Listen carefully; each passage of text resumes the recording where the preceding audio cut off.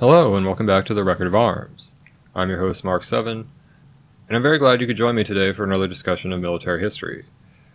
Today we're going to continue with our survey of the wartime career of the heavy fighter, or Zerstorer arm of the Luftwaffe, and the Bf-110 fighters which equipped them. In the last episode we brought the story up to what you might call the climactic period of Zerstorer's early war career, their participation in the Western campaigns of the year 1940, period of solid success suddenly ended by the debacle over England at the hands of the radar-directed, high-performance fighters of the Royal Air Force. Next, we're going to look at what some of these units did in the years after the Battle of Britain. Some were retained in the uses with which we have become familiar. Heavy fighters were employed in theaters in which the big twin-engine aircraft could still perform their original strategic fighter role without excessive losses. Today we'll focus on one of these theaters, the Mediterranean region, including the Balkan Peninsula and North Africa. My main sources for this one will be Bf-110 Zerstorer Aces of World War II by John Wheel, which I will be supplementing with material drawn from the book Air War for Yugoslavia, Greece and Crete, written by Christopher Shores, Brian Call, and Nicola Milizia.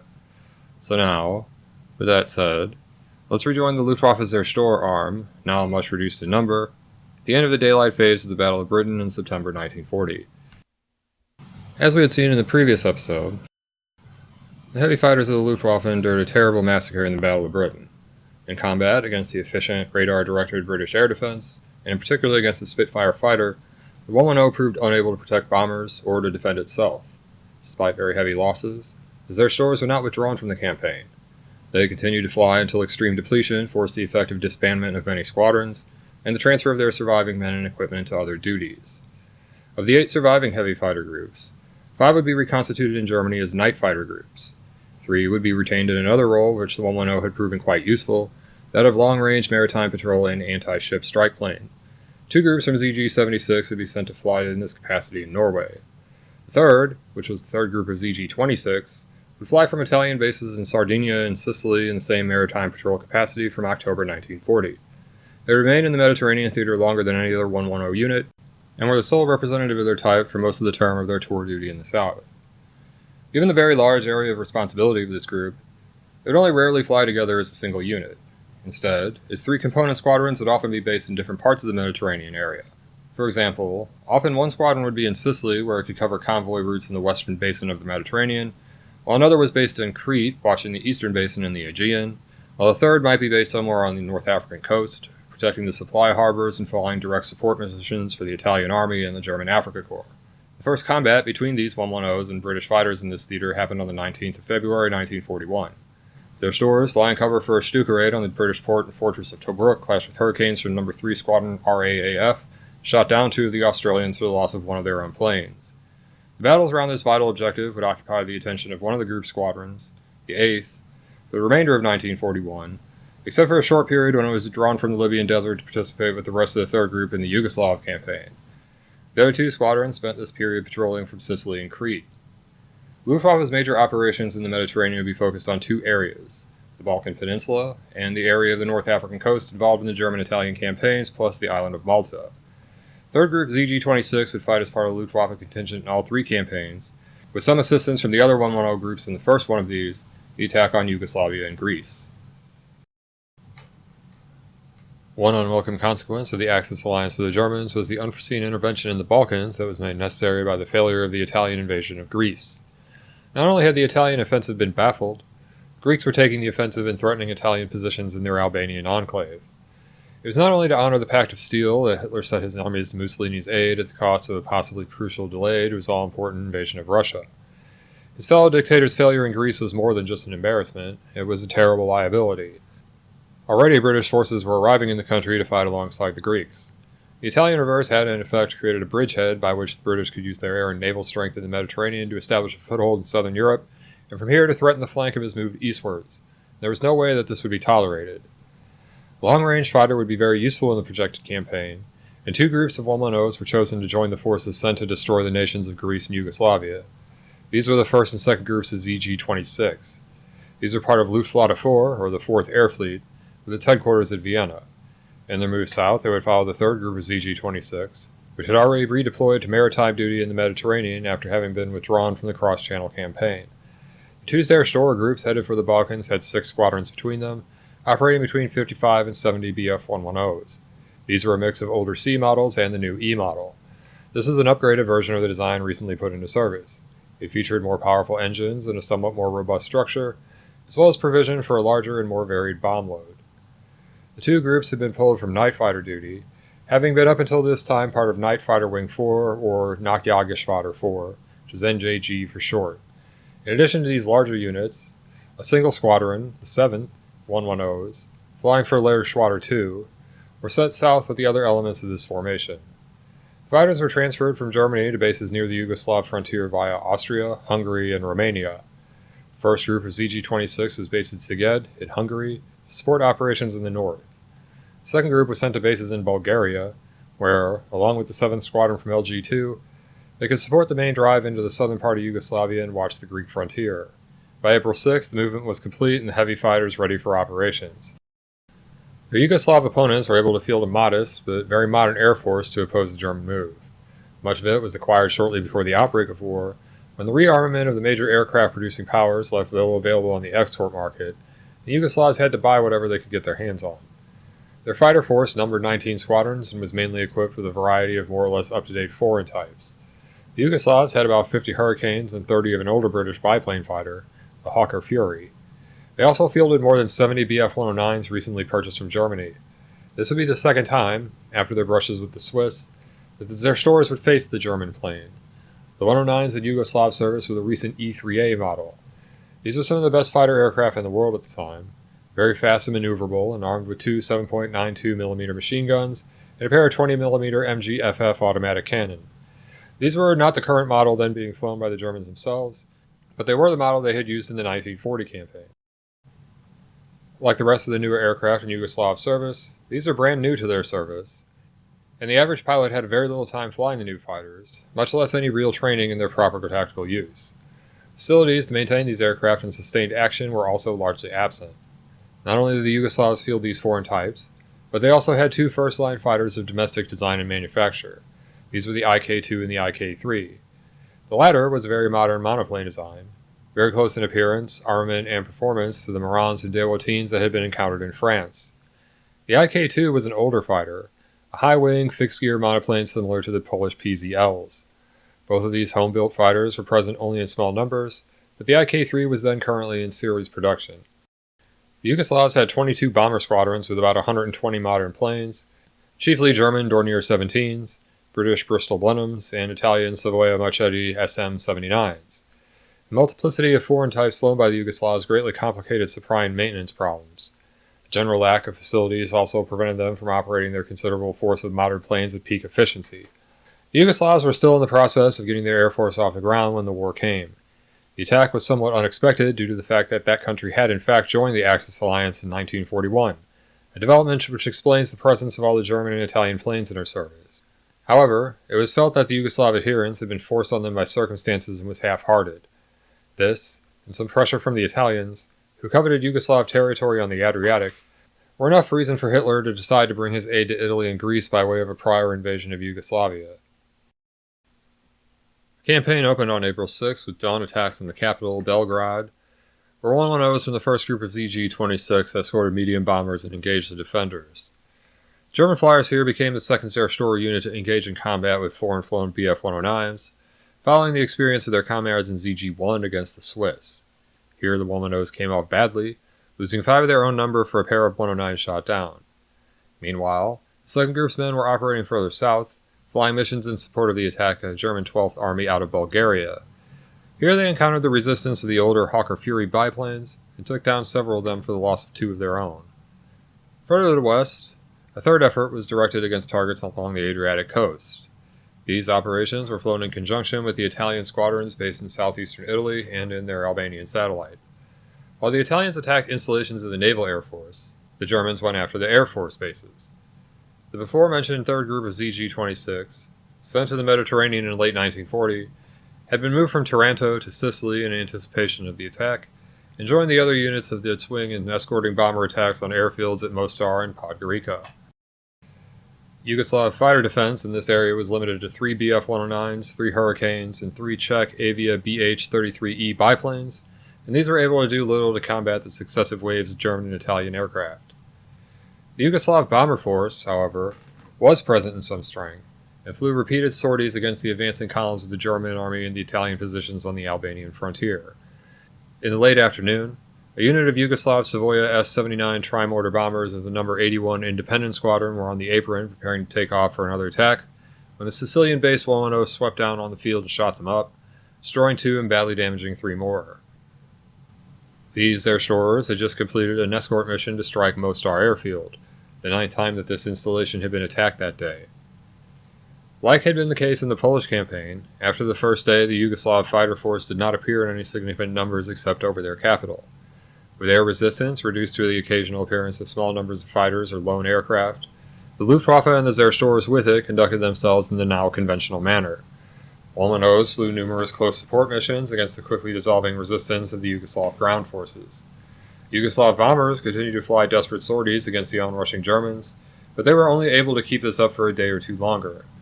By the 10th, the air was entirely in German hands, and the surviving Yugoslav planes were making their escapes in small groups to the south, trying to continue the fight across the frontier in Greece. Not only were the usual bombing and strafing actions used, but the audacious air landing tactics that had succeeded against the Norwegians and the Danes were also repeated here. On the 14th, 23 Womanos along with a squadron of Stukas and 18 109s appeared over the airfield at Belgina. While the Stukas and the fighters kept the airfield's defenders busy, 17 Junkers trimotor transports swept down on the field and disgorged airborne infantry. These quickly overwhelmed the Yugoslav resistance and rounded up more than 200 prisoners for the loss of 3 dead and 4 wounded. 3 days later, on the 17th, the Yugoslav government capitulated, and most of the surviving flyable aircraft joined their comrades who had already fled into Greece in the preceding days. The second phase of the campaign began as the Wehrmacht drove on across the Greek frontier. War had been declared on the Greeks at the same time as the attack on the Yugoslavs had been launched. However, little occurred there in the first few days as the Germans concentrated on overwhelming the northern target first. Some air combat, mainly involving interceptions of reconnaissance flights, occurred, and British aircraft based in the country mounted bombing attacks against the German forces in Yugoslavia and on logistical targets in Bulgaria. Little German offensive action took place, except for night raids on communications targets. These did bear unexpectedly large results on the first night of the offensive when a raid by 20 Ju-88 medium bombers hit the principal Greek port of Piraeus, not far from the Greek capital at Athens. Among the shipping in the harbor there were 3 cargo ships full of ammunition, one of which was set on fire by the raid. A short while later the ship exploded, setting off one of the others and producing a massive series of blasts that were heard as far as 150 miles or nearly 250 kilometers away. 11 ships were sunk by this blast, along with dozens of small craft, and the harbor rendered unusable for 10 days. The Royal Hellenic Air Force was already in combat with the forces deployed in the area by the Italians. Indeed, they and their British Commonwealth allies had been fighting a small-scale but very arduous battle against them since late October, when the Italians had moved against them. The Greeks had 4 fighter squadrons, 1 of Gladiators, 2 of Polish-built PZL P-24s, which was an export version of the P-11 series encountered in the Polish campaign, and 1 of French-made Bloch 151 fighters. They also had 3 squadrons of bombers, 1 flying single-engine Fairey Battles, 1 of Blenheims, and 1 of French Poté 63s. This force was able to do little more than inconvenience the Germans, but they were backed by a British air contingent drawn from the Commonwealth forces in the Middle East region. These had recently arrived to assist the Greeks against the Italians and to provide air support for British ground forces deployed in the country. The main portion of the force was composed of 4 RAF fighter squadrons and 5 of twin-engine bombers. Of the fighter element, 2 squadrons flew Hurricanes, 1 used Gladiators, and the 4th flew the Blenheim Mark 1F. This last mentioned was a night fighter conversion of the medium bomber. In addition, a squadron of Fleet Air Arm fighters flying full Mars and Sea Gladiators was also present in the area. As the Yugoslav campaign wound down, the oncoming German armies encountered the Greek lines at Macedonia and Epirus. By the 10th, resistance there had been overcome, and on the 11th the Germans were streaming southwards in earnest. The Greeks and their British allies would fight tenaciously among the mountains and the narrow valleys of the country, but the situation was hopeless once the panzers had penetrated their main defense lines. Still, the campaign was by no means the walkover that had occurred in some of the other smaller nations that had previously been the object of German aggression. One important difference lay in the proximity of one of the major British Mediterranean bases, Alexandria, just a short flight over the sea. This meant that British air and naval forces had a ready and secure base nearby, allowing them the chance to withdraw endangered units. Through it, British forces in Egypt and the surrounding region could also serve as a source of reinforcements. As a result, British resistance in the air was still quite strong late in the campaign. An example of this prolonged resistance is provided by the experience of the BF-110s, the second group of ZG-26, who were involved in a very tough engagement on the 20th. This, 2 weeks after the opening of the campaign, was well past the point in time when, in previous Blitzkrieg campaigns, the Germans would have eliminated all serious opposition in the air. But on this day, 110s of the 5th Squadron, attacking ground targets after escorting a bombing raid on the PRS, ran into Hurricane Space at Eleusis, site of the ancient mystery cult of Demeter and Persephone. This was probably the 110's best air-to-air showing in the Greek campaign. In it, they shot down 5 of the formidable British fighters for the loss of only 2 of their own. Though the serious air-to-air fighting in Greece lasted somewhat longer than was usual for the early war Blitzkrieg offensives, the majority of the 110's employment in the campaign after the initial classes in the air was spent in ground attack missions, including many strafing attacks on airfields. One of these missions occurred in the same day, the 20th, as the tough combat against the Hurricanes mentioned above, during a raid on the airfield at Menidi, where a unit of RAF Blenheim twin-engine bombers were stationed. 110s of the second group, ZG-26, came in at an extreme low level. The target had been in an hour before by other Luftwaffe aircraft, and a few British aircraft were still burning on the ground. The 110s hit and set a Greek Junkers transport exposed on the apron on fire, and sent the ground personnel scattering for slit trenches. One mechanic of 11 Squadron, leading aircraft man Paddy Duff, exasperated by the persistent attentions of the fighters, removed a Lewis machine gun from one of the wrecked Blenheims and with total sang-froid walked out into the middle of the field towards one of the onrushing Zerstorers, blazing away at the German machine while the ground erupted from shell hits all around it. Neither he nor his target were hit, however. Notwithstanding his opposition and that of the fellow defenders there, the units based at the field suffered 4 Blenheims totally destroyed and another 6 damaged, while the Greek Junkers transport and an evacuated Yugoslav Savoia tri-motor bomber were also destroyed. The next day the Zerstorers were back, and they hit the field again, wrecking more Blenheims. Despite determined resistance, the Germans were in the Greek capital by the end of April. The hectic month's action, the 110s had flown hundreds of missions and destroyed dozens of enemy aircraft both in the air and on the ground. Total 110 losses for the Balkan phase of the campaign amounted to 23 machines destroyed or so badly damaged as to be written off.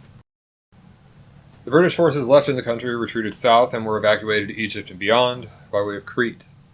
This big island, lying off the south coast of the Greek peninsula, was thought by the Germans to be one of the keys of the eastern Mediterranean, and they determined to press their advantage and leapfrog the narrow straits to seize the island. It was decided to seize the island by an airborne attack, supported by Luftwaffe fighters and bombers. This assault would be modeled on the operations against Stavanger and Oslo Fornebu carried out by the same airborne forces the previous year at the outset of the Norwegian campaign. This time, a force of German airborne troops, accompanied by a brigade of Austrian mountain infantry, would be flown in to seize vital objectives on the island, including the vital airfields at Melime and Heraklion, as well as the central defensive positions near the town of Rtimo. Once these fields were taken, further transports would fly in reinforcements and the Germans would go over into the attack.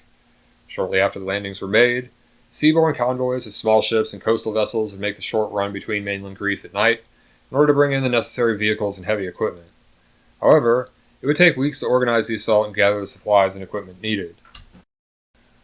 During this time, another Zerstorer group would join the 110 force, as the second group of ZG-76 arrived at Argos in southern Greece on the 7th. This unit would replace the Sicily-based third group of ZG-26, which would not take part in this phase of the attack. In the meantime, the air campaign was prosecuted against the British on the island. This was a low-intensity affair until the 14th, when the first really heavy German attacks began to pound the RAF installations on the island. BF-110s took part in numerous low-level fighter-bomber attacks, hitting the airfields again and again. In conjunction with the rest of the Luftwaffe contingent, they ground down the British air presence on Crete, eventually making the island uninhabitable for British aircraft, none of which remained on the island by the 19th of May. The next day, the airborne troops came in, landing first at Melime and then at Rtimo and Heraklion. These came in by parachute, glider, and some were landed on the contested fields in Junkers tri-motor transports. The attack was supported as always by Stukas and 110s flying in a close support role. Despite the total German control of the air, the attack became disorganized early on and the initial units which were landed suffered catastrophic casualties. By the end of the first day, they were reduced to small pockets and groups of survivors, barely holding out against the Commonwealth counterattacks. Things got worse that night when a sea convoy attempted to run in from the mainland, but was intercepted by cruisers and destroyers of the Royal Navy and annihilated. The British would pay the price at sea the next day when their ships, which were still near the island, were attacked by bombers and dive bombers as well as by 110s. the cruisers HMS Fiji, HMS Gloucester, and HMS Juno were sunk, as well as 3 destroyers. This would mark the end of the Royal Navy presence north of the island, as the hazards to their warships had been amply demonstrated, and opened the way for German seaborne reinforcements. Also on this day, the 21st, one of the Zerstorer force's Knight's Cross recipients was lost on an anti-shipping mission. Hauptmann, or Captain, Wilhelm Makraki, shot up the 300-ton coastal patrol vessel Sivern, and on his 6th path his cannon fire detonated the ship's ammunition locker, blowing debris into the air which struck his aircraft, causing it to veer and smash into the vessel's mast. The 9 Victory ace and his backseater were both killed. Gradually, the surviving Germans on the island regrouped and eventually secured Malime airfield. Now, reinforcements came more easily, and before long the Commonwealth troops were definitely on the defensive. Zerstowers would be in the air constantly, flying numerous strafing and anti-shipping missions in support of the ground attack. By the end of the month, the British were evacuating their surviving forces to Egypt, and on the 30th the final British units on the island surrendered. The operation was the greatest victory of the German airborne force, but it proved to be a Pyrrhic victory. So great had been their casualties, both in men and transport aircraft, that they were never again employed in an airborne operation. For the rest of the war, the Fallschirmjäger, as they were called in German, would fight only as a force of elite infantry.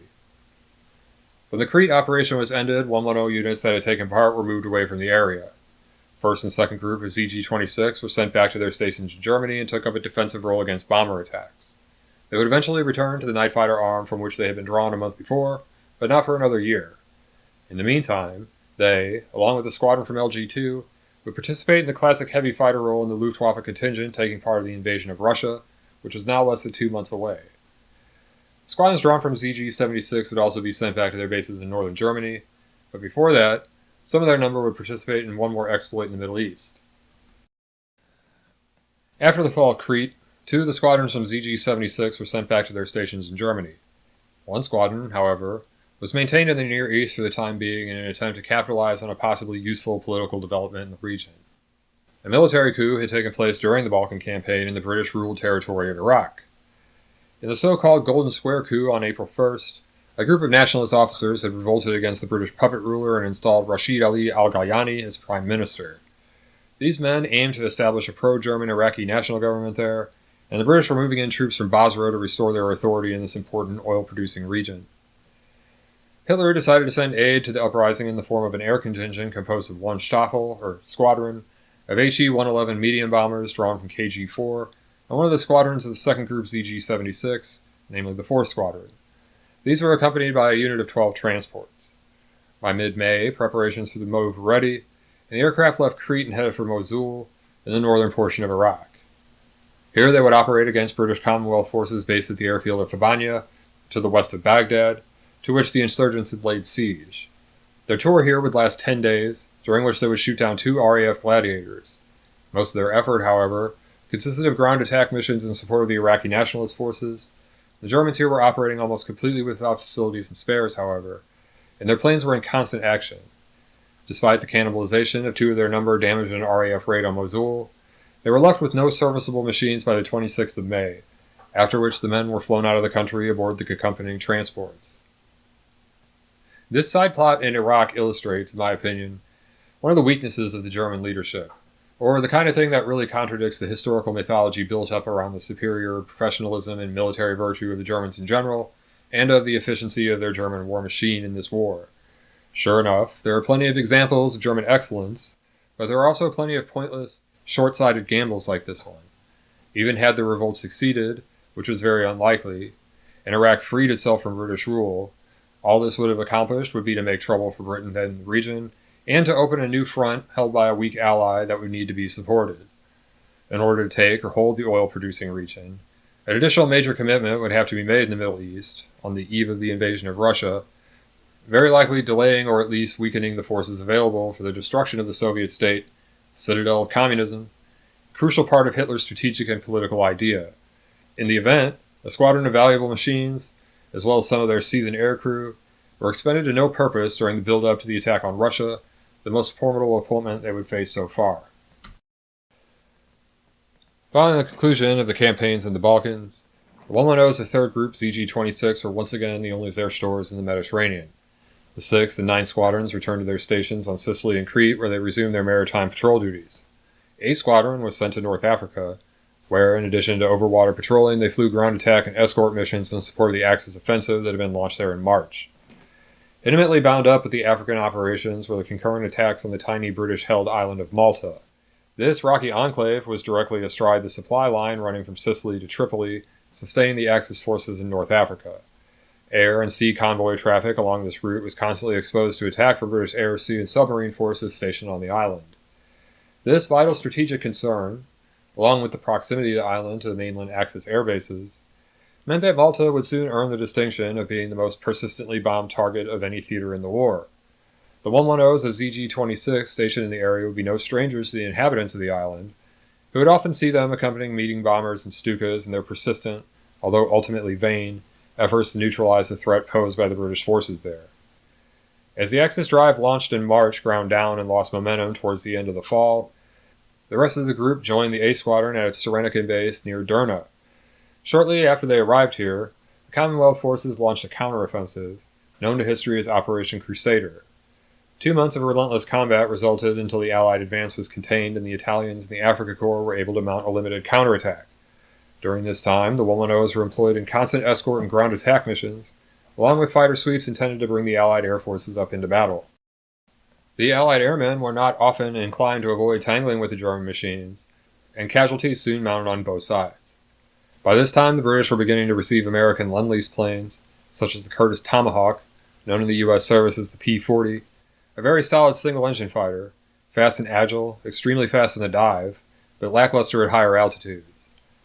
The anti-shipping experience of the 110s proved unexpectedly valuable in the desert battlefield, but the lack of navigational features and civilian presence gave the action some of the flavor of the overwater missions. The big twin-engine fighters were invaluable here in patrol and strike missions over the vast desert, in which they could range far and wide, hitting columns of enemy vehicles in much the same way they would go after convoys of enemy ships. However, the hard fighting in the desert took its toll on the Zerstörers, and by the time the Axis forces had regained the initiative, the 8th Squadron had to be withdrawn from the battlefront to Germany to re-equip with new aircraft. The 9th Squadron was likewise withdrawn from Africa to resume its station on the island of Crete. This left only the 7th Squadron, by now often down to only half a dozen operational planes, to support Rommel's drive eastwards. In May of 1942, the 110s of 7th Squadron were once again based at Derna, where they were joined by the rest of the group. Here they were combined with a Geschwader of Stukas and a squadron of Ju-88 medium bombers to form a special tactical unit called Gefechtsverband Siegel, or Combat Command Siegel, named like many of these other ad hoc German battle groups after its commanding officer. The unit of 110s and bombers was given the job of supporting Rommel's offensive towards El Alamein. In the course of this offensive, the Zerstörers would fight in support of the ground forces in their familiar combination of bomber, escort, and ground attack missions until the first week of August. By this time, the German drive had reached Alamein and the battle ended in a stalemate here, with both sides exhausted. The need for their service was reduced in consequence, and the commitment of the 3rd Group to Africa was reduced to 1 squadron at Derna. The other 2 returned to their patrol stations on Sicily and Crete. The 110 unit left at Derna did not fly alone in this heavy fighter role, however, as a new squadron was added to the organization of 3rd Group. This new unit, it's called the 10th Squadron, flew in the Zerstorer role but did not use 110s, but the fighter variant of the Dornier Do-17 medium bomber. This was a variant of the Do-17Z known as the Kaus, or Screech Owl, a 3-man machine that was one of the other heavy fighters in use by the Luftwaffe, which also included fighter conversions of another medium bomber design, the Ju-88.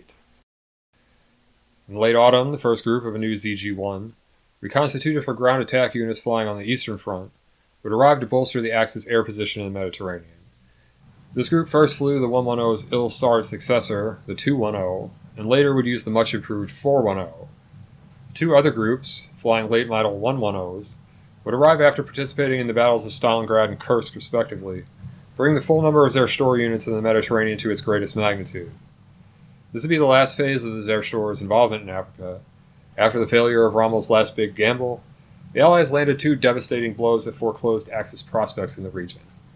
Montgomery's counterattack and decisive victory at El Alamein, sending the Axis troops retreating back towards Tripolitania, and the Anglo-American torch landings in Algeria and subsequent drive of their invasion force eastwards into Tunisia.